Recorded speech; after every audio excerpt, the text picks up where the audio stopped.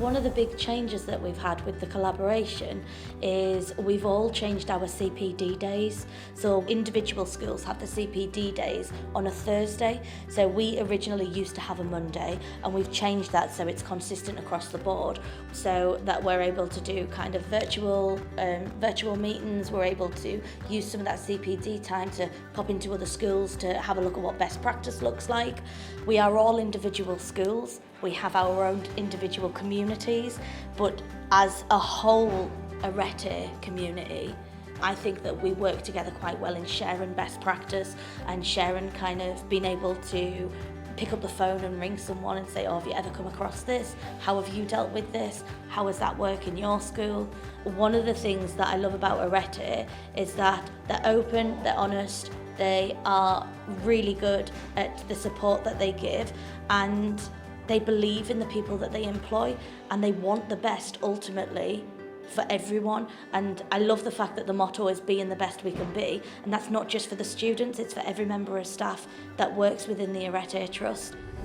I'm in communication a lot with the Trust Operations Officer, and he will see whether me or the team require any training as such. As an example, I went away and done the IOSH course, the Working Safely course, and a couple of my team have gone away on 2 days, sort of basic plumbing stuff.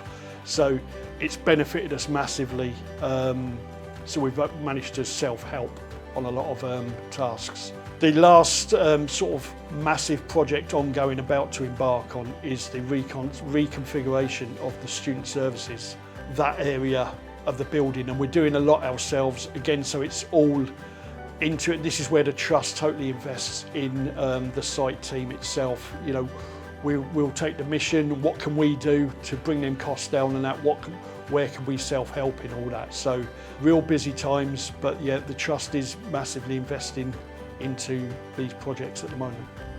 So the benefits of working within the Trust, obviously meeting and working with people who are in the same line of work as you are, so that's a great sounding board. You can share knowledge, best practices.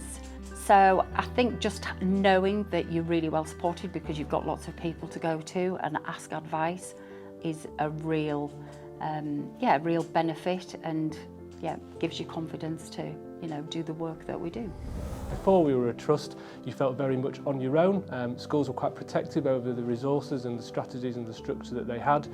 You would have to do a lot of planning of visits to try and go and see how things worked in other schools and what worked well. It's completely different in a trust in that you can actually look at data and speak to members of staff quite openly about what's working well and what could be even better in their own school, help and share resources. And it's that collaboration really where in the past that sort of thing didn't really happen. In terms of my safeguarding role, it's really crucial to have other people to speak to in other schools and look at potentially things that are flaring up and things that are picking up in safeguarding cases, things like vaping, other sexualised potential incidents. And actually it's nice to know that it's not just a thing in your school sometimes, and actually you can work with other members of staff and find out what it's like where they are, and actually ways in which that we can work together to strategise and make sure that we've got this consistent approach across the schools in the Trust.